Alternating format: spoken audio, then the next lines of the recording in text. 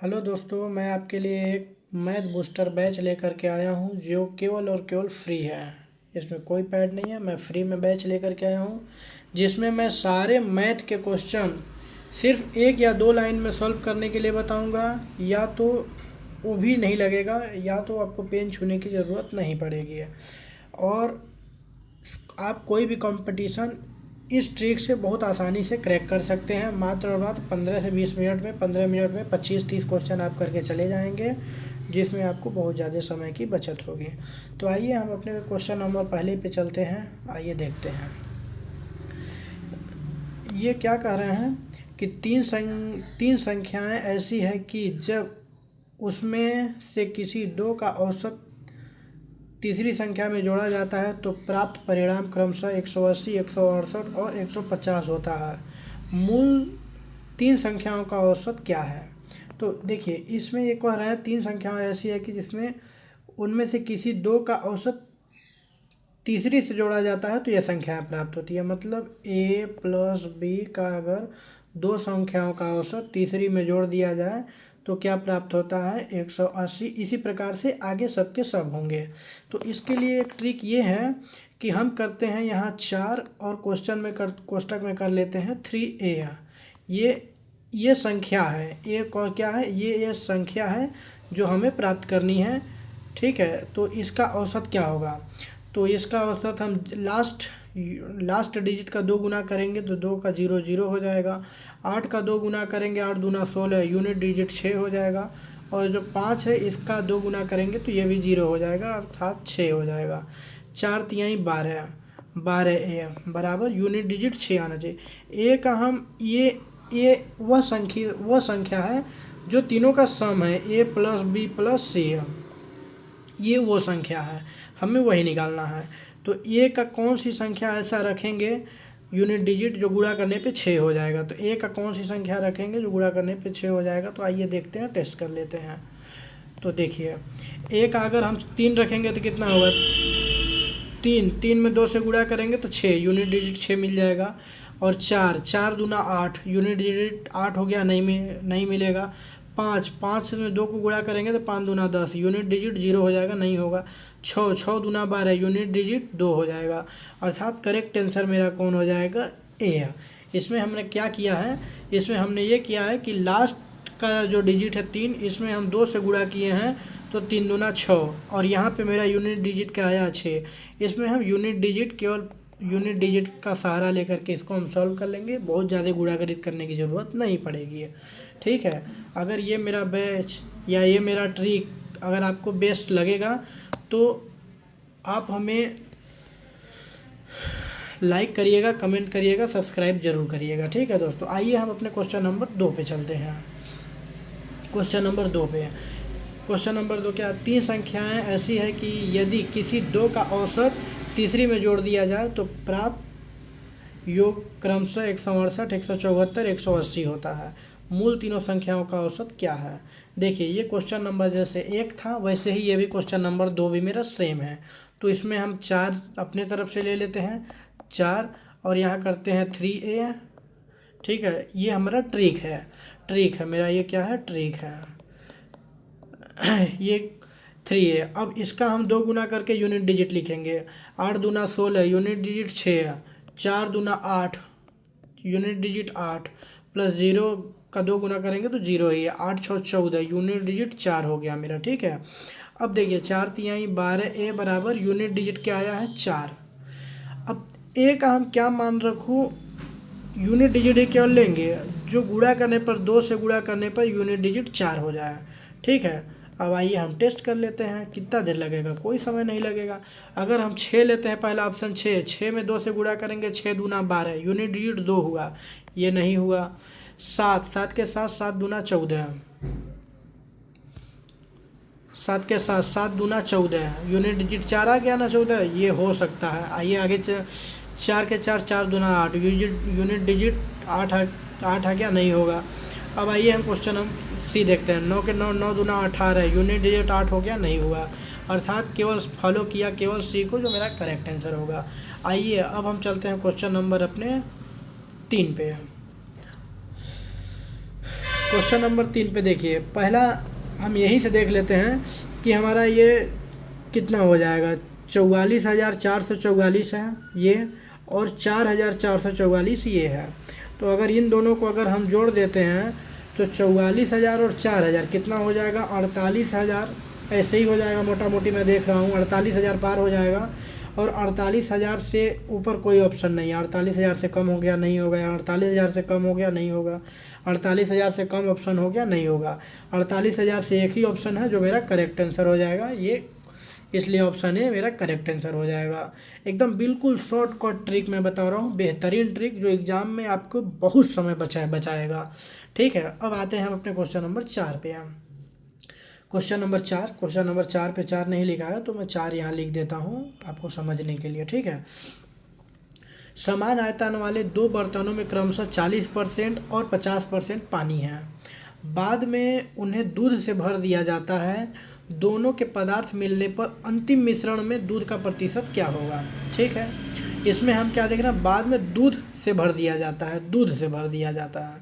और यहाँ पे ये क्या लिए हैं, बर्तन में 40% और 50% पानी है। तो हम स्टार्टिंग में ही दूध कर लेते हैं। तो अगर पहले वाले बर्तन में 40% पानी है तो कितना दूध हो जाएगा, 60% मिल्क हो जाएगा। ठीक है, अगर 40% पानी है तो 60% दूध होगा बर्तन नंबर फर्स्ट में। और दूसरे वाले बर्तन में कितना हो जाएगा, अगर 50% पानी है तो 50% दूध हो जाएगा। जब हम इसको मिक्स करेंगे तो इसमें जो हमारा अंतिम मिश्रण में दूध का परसेंटेज होगा वो 60 और 50 के बीच में रहेगा। ना तो ये 50 से कम होगा, ना 50 से ज़्यादा तो हो नहीं सकता। 50 से या तो कम होगा या तो 60 से अधिक होगा। इसी के बीच में हमारा परसेंटेज, मिल्क का परसेंटेज लाइक करेगा। तो देखिए 50 से नीचे ये हो गया, जबकि हमें, ठीक है, 50 से नीचे 50 तो हो नहीं सकता है। 50 और 60 के बीच में लाइक करेगा। ठीक है, बात समझिए, 50 और 60 के बीच में लाइक करेगा। तो 45 भी लाइक नहीं करेगा। 50 से 60 के बीच में, 50 से अधिक होना चाहिए। 45 भी लाइक नहीं करेगा, 50 भी लाइक नहीं करेगा। और 60 से नीचे होना चाहिए, 50 से 60 के बीच में। 60 से नीचे होना चाहिए, 60 नहीं होगा। 50 से 60 के बीच में केवल एक ही ऑप्शन सी है जो मेरा करेक्ट आंसर हो जाएगा। ठीक है, कैसा लग रहा है मेरा, आप बताइए। अब आते हैं हम अपने क्वेश्चन नंबर 5 पे। क्वेश्चन नंबर 5 क्या कह रहे हैं, ए ने 60,000 निवेश किया जबकि बी ने 90,000 रुपये का निवेश किया, जिसमें ए का निवेश 10 महीने के लिए है और बी का निवेश 8 महीने के लिए तक चला। कुल लाभ 40% का है। ए का हिस्सा बताइए। देखिए, अगर हम बात करेंगे हिस्सा की, तो हिस्सा ऐसा शब्द है जो दो लोगों में बांट देगा। ठीक है, अगर 40,000 कुल लाभ है तो ए को अगर हिस्सा देंगे और बी को हिस्सा देंगे तो साफ जाहिर है कि एक को ज़्यादा देना पड़ेगा और एक को कम देना पड़ेगा। कितना ज़्यादा कितना कम, अगर हम 40,000 है, 40,000 को 2 भाग में बांट देंगे तो एक हो जाएगा 20,000 और दूसरा होगा 20,000। ठीक, तो एक को 20,000 से ज़्यादा देना पड़ेगा और एक को 20,000 से कम देना पड़ेगा। ये हिस्सा का मतलब यही होता है कि जो हमारा कुल लाभ है 40,000, 40,000 का आधा 20% और 20,000 और दूसरा भाग 20,000, तो एक को 20,000 से ज़्यादा और एक को 20,000 से कम देना पड़ेगा। अब देखते हैं ए का हिस्सा पूछा है। ए का हिस्सा, ए ने 60,000 निवेश किया है और बी ने 90,000 निवेश किया है। तो एक कम निवेश किया है, 60,000 निवेश किया, कम निवेश किया है, अर्थात ए को कम हिस्सा मिलेगा, अर्थात 20,000 से कम मिलेगा। इसको ए को 20,000 से कम मिलेगा। समझ में आया? तो 20,000 से कम, ये 20,000 से ज़्यादा हो गया, नहीं होगा। 20,000 से ज़्यादा हो गया, नहीं होगा। 20,000 से ज़्यादा हो गया, नहीं होगा। 20,000 से कम एक ही ऑप्शन है जो कि ऑप्शन नंबर सी है, जो मेरा करेक्ट आंसर है।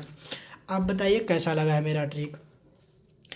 ये ट्रिक इतना बेस्ट है कि ऐसे कैलकुलेशन को करने में एग्ज़ाम में बहुत ज़्यादा, एक तो समय कम रहेगा, ऊपर से प्रेशर इतना ज़्यादा रहेगा कि आप आते क्वेश्चन को भी गलत कर देंगे। इसलिए इस तरीके से चलना, इस तरीके का माइंडसेट अप लेकर चलना, सॉल्व करना सबसे बेस्ट तरीका यही होता है।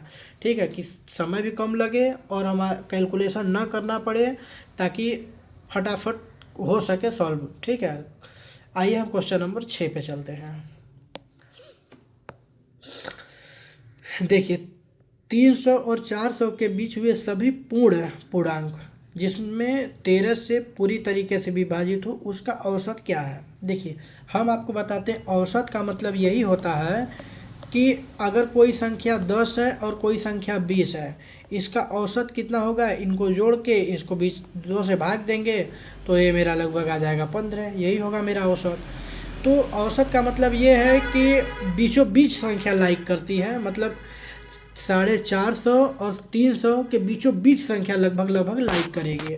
तो अगर हम 350 और 450 का अगर औसत हम निकालेंगे तो कितना हो जाएगा, ये हो जाएगा 300 और 375 दूना 150, लगभग 375 होगा इसका औसत। अभी हम किसी भी तरीके का कोई मैं कैलकुलेशन नहीं किया हूँ, केवल हम इसका एवरेज औसत लिया हूँ 375। अब 375 के आसपास मेरे कितने ऑप्शन है देखते हैं। 275 ये तो बहुत कम है, ये हो नहीं सकता। 475 ये तो बहुत ज़्यादा हो गया, ये बिल्कुल नहीं हो सकता, हमारी संख्या से भी ज़्यादा हो गया। 575 ये तो और नहीं हो सकता है, तो और ज़्यादा बहुत दूर हो गया है, तो इसके बाहर लाइक करेगा, ये तो हो ही नहीं सकता। केवल एक ऑप्शन बचा जो ऑप्शन नंबर सी बी है। अब आप बताइए, हम इसमें कोई भी कैलकुलेशन नहीं किया हूँ, बिल्कुल ये हम माइंड से कर सकते हैं कि 300 और 450 के बीच में जो लाइक करेगा, बीचों बीच में जो लाइक करेगा वही औसत होगा, लगभग 375 के लगभग में होगा। अगर इसके आसपास कोई ऑप्शन होता तो हमें और सॉल्व करने की ज़रूरत पड़ती, बिल्कुल ऑप्शन दिया ही नहीं उस तरीके से, तो मैं शॉर्टकट ट्रिक मार के निकल जाऊंगा। ठीक है, अब आते हैं हम अपने क्वेश्चन नंबर 7 पे। दो पूरक कोण के बीच 36 डिग्री का अंतर है। कोण का मान क्या है, दो पूरक कोण के बीच 36 डिग्री का अंतर है। हम देख लेते हैं कि इन दोनों कोण क्या है, दोनों का कोण क्या है। इन दोनों कोण अगर मान लेते हैं ये है, तो इसके बीच का अंतर 36 होना चाहिए। यहाँ पे देख लेते हैं कि कितना अंतर है, 14 और 54 में से 36 चला जाएगा, कितना हो जाएगा, 14 में से 6 चला जाएगा तो कितना हो जाएगा, 8 6 14, 8 हो जाएगा। 4 में से 1 18 हो गया, ये तो होगा नहीं, ये तो कट गया, ये तो होगा नहीं, 10 हो गया। ये 48 में से 42 चला जाएगा, 6, ये हो नहीं हो सकता, यही केवल हो सकता है।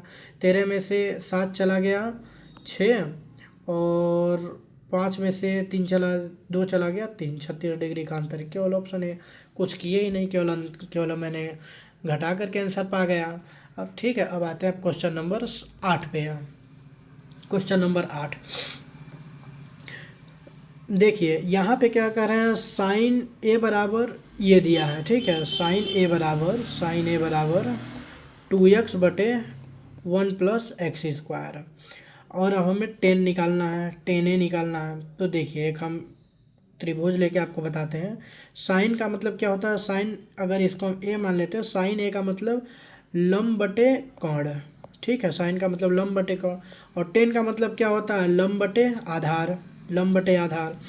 अब देखिए, ये लंब साइन में भी कॉमन है और ये लंब हमारा 10 में भी कॉमन है, और ये लंब ऊपर ही आ रहा है हर हाल में। ये भी देखिए, साइन में भी यहाँ से स्टार्ट लंब बटे कोण और 10 में भी लंब बटे आधार, तो ये लंब हमारा ऊपर होगा और दोनों में कॉमन हो गया। अब हम क्या देख रहे हैं, यहाँ पे ऊपर में 2x कॉमन है, 2x है तो 10 में भी 2x होगा, कॉमन होगा, तो 2x। अब 2x के बाद जो आएगा सो आएगा, देखेंगे। अब देखते हैं, ऊपर में 2x इसमें नहीं है, ऊपर में 2x इसमें नहीं है, ऊपर में 2x इसमें नहीं है, केवल ऑप्शन नंबर सी में है, जो मेरा करेक्ट आंसर हो गया। बताइए इसमें हमें क्या करना पड़ा, कुछ नहीं करना पड़ा। केवल अगर हम ये जानते हैं कि साइन अगर है तो ऊपर में जो होगा 10 में भी वही सेम चीज़ ऊपर 10 में भी आएगा, तो एक ही है केवल जो करेक्ट आंसर हो जाएगा। अब आते हैं हम अपने क्वेश्चन नंबर 9 पे। क्वेश्चन नंबर 9 में देखते हैं कि अगर ये अंडर रूट है, ये अंडर रूट है, और ये अंडर रूट में नहीं है, इसका मतलब ये भी अंडर रूट से बाहर निकलेगा और ये भी अंडर रूट से बाहर निकलेगा। तो देख लेते हैं, 5 रखेंगे तो 5 3 8, ये नहीं निकलेगा। 6 3 9, 9 का अंडर रूट 3 हो जाएगा, ये हो जाएगा।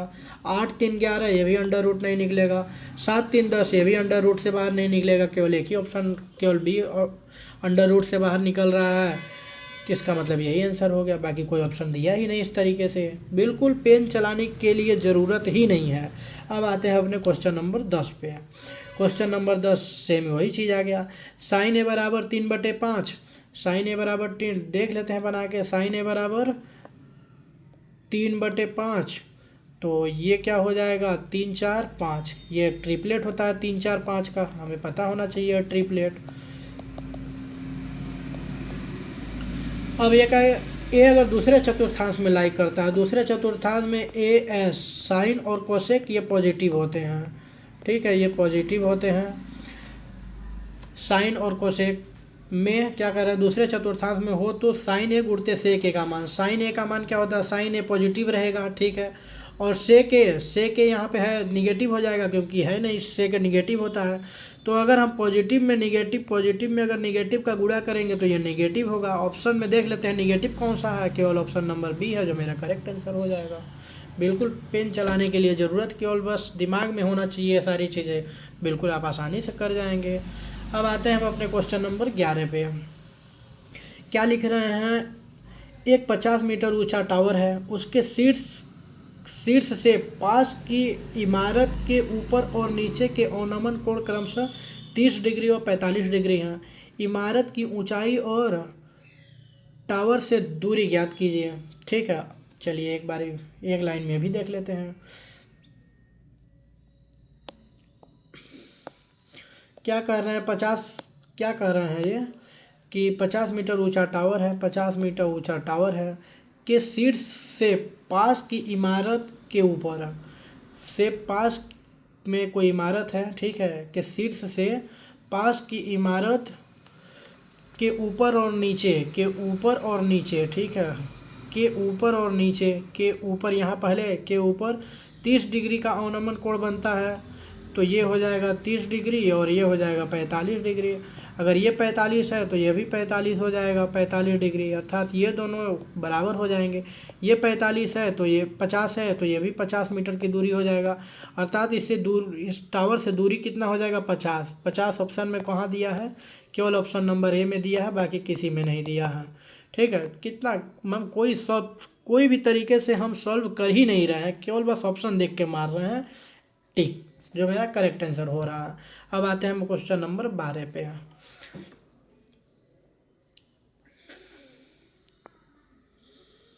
क्वेश्चन नंबर 12 पे आ गए। क्या करें, किसी रेखा का ढलान -1 है और वह 2 और 3 से गुजरती है, तो रेखा का समीकरण क्या होगा। ढलान हम जानते हैं कि y बराबर mx + c हमारा ये समीकरण होता है, ठीक है, ये इक्वेशन होता है। जो ढलान, कोई रेखा ढलान से होके गुजरे तो ये हमारा m क्या होता है, यही हमारा ढलान होता है, ठीक है, यही हमारा ढलान होता है। इसका मान कितना दिया है, -1, अर्थात y बराबर -x हो जाएगा। -x, देखिए -x यहाँ पे भी नहीं है, -x तो यहाँ पे बिल्कुल ही नहीं है, यहाँ पे -x नहीं है, केवल -x केवल इसमें है, जो मेरा करेक्ट आंसर हो जाएगा, ठीक है। अब आइए हम अपने क्वेश्चन नंबर 13 पे चलते हैं। 40 मीटर आधार और 30 मीटर ऊंचाई वाले एक त्रिभुजाकार मैदान 30 मीटर लंबाई और 25 मीटर चौड़ाई वाले एक आयताकार के साथ एक भुजा साझा करता है। संयुक्त क्षेत्रफल और क्षेत्रफल में त्रिभुज के क्षेत्रफल का प्रतिशत ज्ञात कीजिए, ठीक है।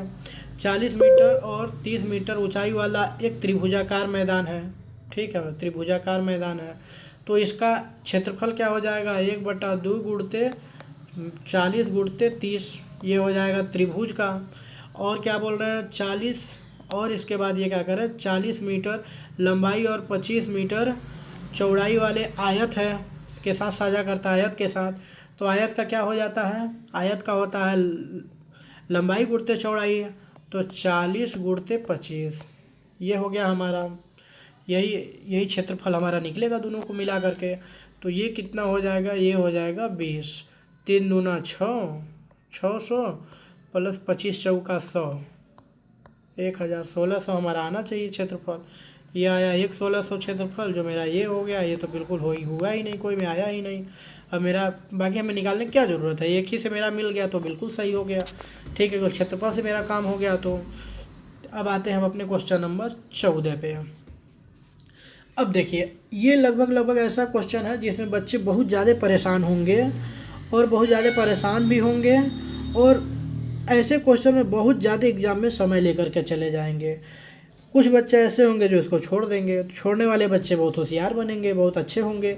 लेकिन हमारा मानना है कि ऐसे क्वेश्चन को सॉल्व करने के लिए बिल्कुल शॉर्टकट ट्रिक अपनाना है, ठीक है, और शॉर्टकट ट्रिक और सही आंसर लेके आना है। देखिए आंसर भी काफ़ी दूर है, 2.5, 0.25, 4.5 और 0.5, बहुत ज़्यादा अंतर है, लगभग दो दो का लगभग हर जगह गैप है। तो ऐसे क्वेश्चन को सॉल्व करने के लिए बिल्कुल शॉर्टकट ट्रिक अपनाएंगे।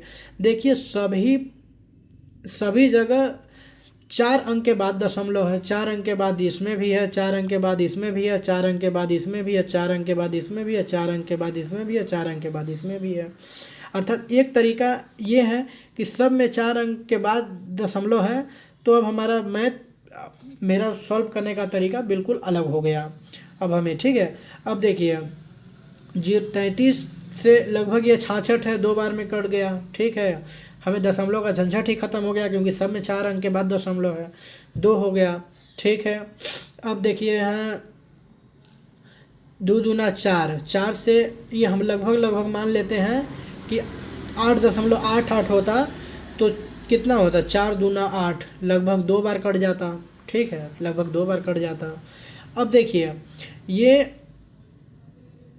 12 है और ये है, ठीक है। अगर इसको हम अगर काट दें यहाँ से तो 6 दूना 12, लगभग 6, 8 दूना, लगभग 2 से कटेगा तो 6 हो जाएगा, ठीक है, लगभग 6 हो जाएगा। अब 6 से इसको अगर हम काटेंगे तो 6 के बाद 6 दूना 12, 6 दूना 12, मतलब 12 होता तो 2 बार में कटता है, लेकिन 12 से ज़्यादा है तो 2 से भी ज़्यादा होगा, 2 बार से भी ज़्यादा कटेगा। तो 2 बार से ज़्यादा कौन सा ऑप्शन है, ये है 2 बार से ज़्यादा कटने वाला ऑप्शन नंबर ए हो जाएगा, जो मेरा करेक्ट आंसर। क्या है इसमें, कुछ नहीं है, बिल्कुल एकदम शॉर्टकट ट्रिक पे अपनाते हुए चले जा रहे हैं। अब आते हैं क्वेश्चन नंबर 15 पे। एक गोला को पिघलाकर 8 समान भुजाओं आर बराबर रेडियस 10 सेंटीमीटर हाइट गोला में ढाला गया है। मूल गोले की त्रिज्या क्या थी, यही हमसे पूछ रहे हैं, मूल गोले की त्रिज्या। एक गोला पिघलाकर 8 समान शंकुओं में ढाला गया है। एक गोला को पिघलाया गया तो गोला का आयतन बराबर शंकु का आयतन, 8 शंकु का आयतन, तो गोला का आयतन कितना हो जाएगा, गोला का आयतन हो जाएगा 4/3 पाई आर क्यूब। अब 8 शंकु में ढाला गया तो 8 शंकु का जो आयतन होता है वो क्या होता है, 1/3 pi r square h. Pi r square कितना है, 3 त्रिकी 9, और r pi r square h, h का मान कितना दिया है, 4 दिया है, ठीक है। काट के देख लेते हैं, 3 से 3 कट गया, 3 से 3 कट गया, पाई से कट गया, पाई से ये कट गया, 4 से ये कट गया, 4 से यहाँ 2 बार में कट गया, ठीक है। और कुछ बचा यहाँ पे, बिल्कुल कुछ नहीं बचा है। अब देखते हैं, अगर आर क्यूब बराबर 2 गुणते 9 गुणते 4 कितना हो जाएगा, 9 दूना 18, दूना 36, 18 चौक 72, ठीक है, 72। अब हम ऑप्शन को उठा ले, देखते हैं किसका क्यूब करने पे 72 से नीचे और 72 तक लगभग पहुँचेगा, देखते हैं। तो अगर 4 का क्यूब करेंगे तो 4 चौका 16, चौका 64 हो जाएगा, और 5 का क्यूब करेंगे 5 पचे 25, पचे 125 हो जाएगा। 5 से तो अधिक हो ही नहीं सकता है, 4 से ज़्यादा होगा लेकिन 5 से कम होगा, 4 से ज़्यादा और 5 से कम ये तो हो नहीं सकता, ये हो नहीं सकता, ये हो नहीं सकता, केवल एक ही ऑप्शन है। अब हम अगर इसका अंडर रूट क्यूब लेने अगर चले हैं तो कितना समय लगेगा, बहुत ज़्यादा समय लगेगा। अंडर रूट क्यूब लेंगे तो बहुत समय लगेगा, तो हम ऑप्शन से एलिमिनेट करते हुए आगे बढ़ेंगे। देखिए कितना बेस्ट तरीके से हम एलिमिनेट कर लिए ऑप्शन को। चलिए अब आते हैं हम अपने क्वेश्चन नंबर 16 पे। 16 पे आते हैं। 8 क्या है, त्रिज्या 8 सेंटीमीटर वाले वृत्तीय पार्क में चारों ओर 3 मीटर चौड़ा पथ है। पथ का क्षेत्रफल ज्ञात करना है। कोई बात नहीं, हम बताते हैं। देखिए इसको हम फिगर से सॉल्व नहीं करेंगे तो बेस्ट होगा, लेकिन आपको समझाने के लिए हम यहाँ थोड़ा सा फिगर बना देते हैं। 8 सेंटीमीटर 8 मीटर वाले वृत्तीय पार्क के चारों ओर 8 मीटर वृत्तीय पथ, ठीक है। अगर कोई वृत्त है और यहाँ 8 मीटर इसका 8 क्या लिया, त्रिज्या 8 मीटर, त्रिज्या अगर 8 मीटर है, 8 मीटर त्रिज्या वाले चारों ओर 3 मीटर चौड़ा पथ है, 3 मीटर चौड़ा पथ है, ये 3 मीटर चौड़ा पथ है। तो इसका पथ का क्षेत्रफल क्या कहते ज्ञात करना है। तो वृत्त का क्षेत्रफल क्या होता है, पाई आर स्क्वायर। तो पाई ये पूरा वाला पहले आर ले लेते हैं, 8 3 11 का स्क्वायर माइनस 8 का स्क्वायर कर देते हैं। अब क्या करना है इसमें, 22/7 कर देना है, और 8 एक ए स्क्वायर माइनस बी स्क्वायर का फार्मूला क्या होता है, ए प्लस बी ए माइनस बी, ए माइनस बी हो जाएगा यहाँ, ए माइनस बी। तो एक बार जोड़ देना, एक बार घटा देना। तो 11 और 8 कितना हो जाएगा 19, और 11 में से 8 चला जाएगा, 8 3 11, 19 3 57, ये कितना हुआ 19 3 57। अगर इसको हम 7 से काट देंगे तो कितना बार लगभग कट जाएगा, 7 7 49, 7 7 49, 7 8 56, 8 बार में लगभग कट जाएगा, लगभग 8 7 56, 8 से अधिक ही होगा। ठीक है, 8 से अधिक, 8 दूना 16, 8 दूना 16 1 17, 176 से अधिक होगा। 176 से कौन अधिक है, ये कम हो गया, ये कम हो गया, ये कम हो गया, एक ही ऑप्शन है। क्या करना है ऐसे क्वेश्चन में, बिल्कुल ये तो फिगर बनाया हूँ तो थोड़ा सा समय ज़्यादा लगा है, अगर हम फिगर ना बनाते तो बिल्कुल समय ना लगता। 10 सेकंड का सवाल था, 10 सेकंड में सॉल्व करके आगे बढ़ जाते। आइए हम अब क्वेश्चन नंबर अपने 17 पे चलते हैं। क्वेश्चन नंबर 17 पे क्या है,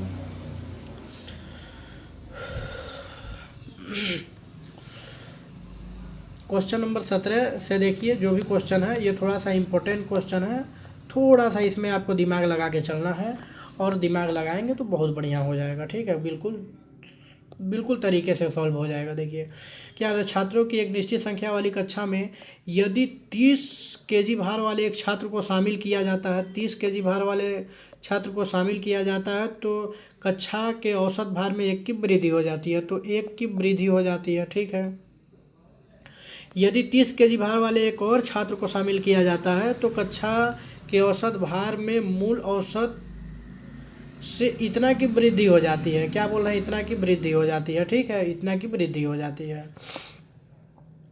तो कक्षा का मूल औसत कितना था, देखिए कुछ नहीं इसमें करना है, कितना की वृद्धि हुई है, पहले 1 का हुआ था, अब 1.5 हो गया। ठीक ना, 1.5 हो गया। इसमें वृद्धि कितना हुआ है, वृद्धि हुआ है 0.5 की, 0.5 का मतलब 1/2, इतना ही वृद्धि हुआ है ना। तो हमें इससे पहले क्या करना है, n+2 कर देना है। ठीक है, ये हो गया n+2 बराबर इतना। हमें यहाँ से n+1 का मान निकालना है, ये हमारा ट्रिक है, ये आप इसको ट्रिक नोट करें। ठीक है, कि हमें ऐसे ही करना होगा। n+1 निकालेंगे तो कितना हो जाएगा, n+1 अगर निकालेंगे तो ये हमारा हो जाएगा 3। ठीक है, ये हो जाएगा 3। अब हमें सॉल्यूशन इसका करने के लिए क्या करना है, जो हमारा 30 किलो था, 30 किलो में से हम n+1 को घटा देंगे, n+1 को अगर हम घटा देंगे तो 30 - 3 बराबर 27, यही हमारा करेक्ट आंसर होगा। 27 दिया है, ऑप्शन नंबर 3 में दिया। अगर इसको आप सॉल्व करने जाएंगे तो ये बहुत ही ख़राब क्वेश्चन है, आपका बहुत ज़्यादा समय लेके चला जाएगा। इसलिए आपको ऐसे क्वेश्चन को ट्रिक से ही सॉल्व करना है, और ट्रिक आपको आना ही चाहिए ऐसे क्वेश्चन को सॉल्व करने के लिए, नहीं तो आप पूरे मैथ में ही पूरा समय खा जाएंगे, बाकी इससे बहुत क्वेश्चन आपके छोड़ने पड़ जाएंगे। चलिए अब आते हैं क्वेश्चन नंबर 18 पे। सेम क्वेश्चन नंबर 17 जैसे ये भी क्वेश्चन है। एक कक्षा में विद्यार्थियों की संख्या निश्चित है, यदि 50 किलोग्राम वजन वाले एक विद्यार्थी और जोड़ा जाता है, ठीक है, 50 केजी द्रव्यमान वाले और जोड़ा जाता है तो औसत 1 किलोग्राम से बढ़ जाता है, तो 1 किलोग्राम से बढ़ जाता है। यदि 50 किलोग्राम वजन का एक और विद्यार्थी जोड़ा जाता है, इसमें एक क्वेश्चन नोट करने वाली ये है कि जितना यहाँ बढ़ा था उतना ही यहाँ भी बढ़ा है, उससे आगे पीछे नहीं बढ़ा है। ठीक है, अगर आगे पीछे बढ़ेगा तो ट्रिक फेल हो जाएगा, बाकी अगर वही बढ़ेगा तो ये ट्रिक काम आ जाएगा। 50 किलो एक और विद्यार्थी जोड़ा तो कक्षा का औसत 1.5 किलो बढ़ जाए, 1.5 किलोग्राम बढ़ जाता है। यहाँ पे कितना, फिर 50 ही जोड़ा गया है तो कितना बढ़ गया है, 1.5 किलोग्राम बढ़ गया है। यहाँ पे बढ़ा कितना है, यहाँ पे बढ़ा है आधा, हाफ केजी।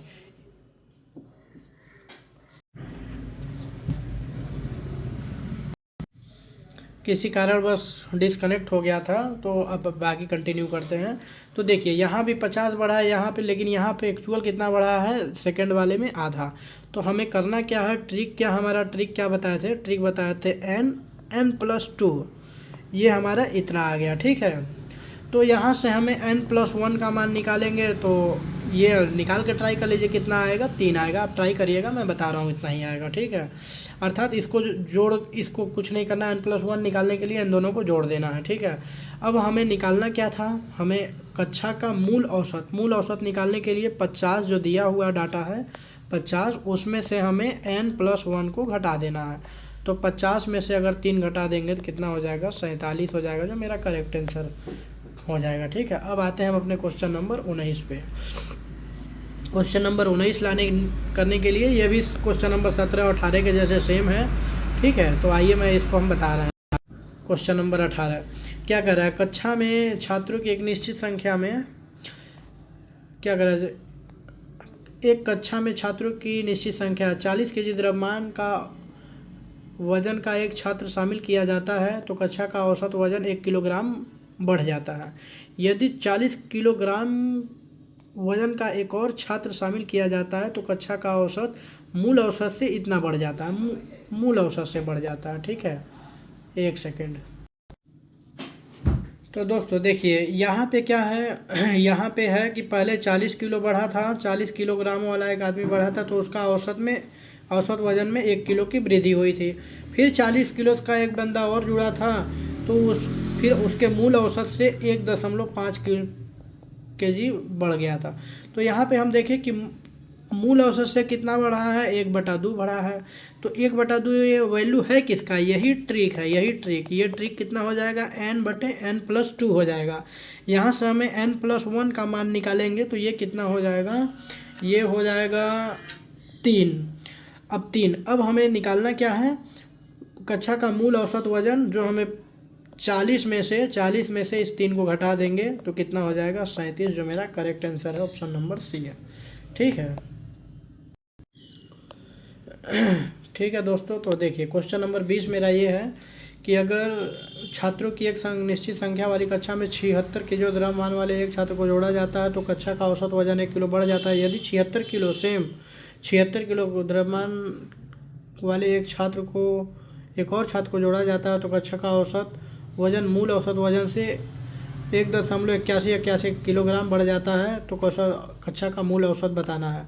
तो हमें कुछ नहीं करना है, n+2 ट्रिक हम बताए थे ना, इस एक को नहीं लेना है, इसमें बढ़ा कितना है 0.81 है, इसका फ्रैक्शन वैल्यू कितना हो जाएगा, 9/11 हो जाएगा। ठीक है, तो 9/11 यहाँ से हम n+1 निकालेंगे तो कितना हो जाएगा, 20 का आधा 10 हो जाएगा। ठीक है, 10 हो जाएगा।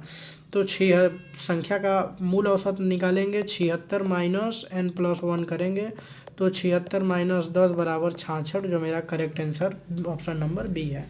अब आते हैं हम अपने क्वेश्चन नंबर 21 लास्ट है जो मैं सॉल्व करने जा रहा हूँ। ठीक है, यहाँ क्या करना है, छात्रों की एक निश्चित संख्या वाली कक्षा में यदि 32 किलोग्राम वजन वाले एक छात्र को जोड़ा जाता है तो कक्षा का औसत वजन 1 किलो बढ़ जाता है। यदि 32 किलोग्राम वजन वाले एक और छात्र को जोड़ा जाता है सेम, तो कक्षा का औसत वजन मूल औसत वजन से इतना बढ़ जाता है, 8/9 बढ़ जाता है। तो कक्षा का मूल औसत वजन क्या था, देखिए ये भी 32 बढ़ा है तो हमारा ट्रिक n+2 कितना बढ़ा है, 8/9। यहाँ से हम n+1 निकालेंगे। अगर नहीं निकाल पाते हैं n+1 तो देख लीजिए कैसे निकाला जाता है, बता दे रहे हैं। 9n बराबर 8n + 8 दूना 16, यहाँ से घट जाएगा तो n बराबर 16। अगर हमें एक और इसमें बढ़ा n+1 लेना है तो 16 + 1 बराबर 17। अब हमें मूल औसत वजन निकालना है तो कितना, 32 माइनस n+1 कर देना है। तो 32 माइनस n+1 कितना हो जाएगा, 17 मतलब कितना हो जाएगा, 17 3 20 10 30 2 15 हो जाएगा मेरा इसका करेक्ट आंसर, जो ऑप्शन नंबर डी है। बताइए ये ट्रिक मेरा कैसा लगा दोस्त। अगर आपको ये ट्रिक अच्छा लगता है ऐसे कम समय में सॉल्व करने के लिए तो आप हमारे चैनल को सब्सक्राइब कर सकते हैं, लाइक कर सकते हैं, कमेंट कर सकते हैं। बाकी हमें देखने के लिए थैंक्स फॉर वाचिंग, धन्यवाद।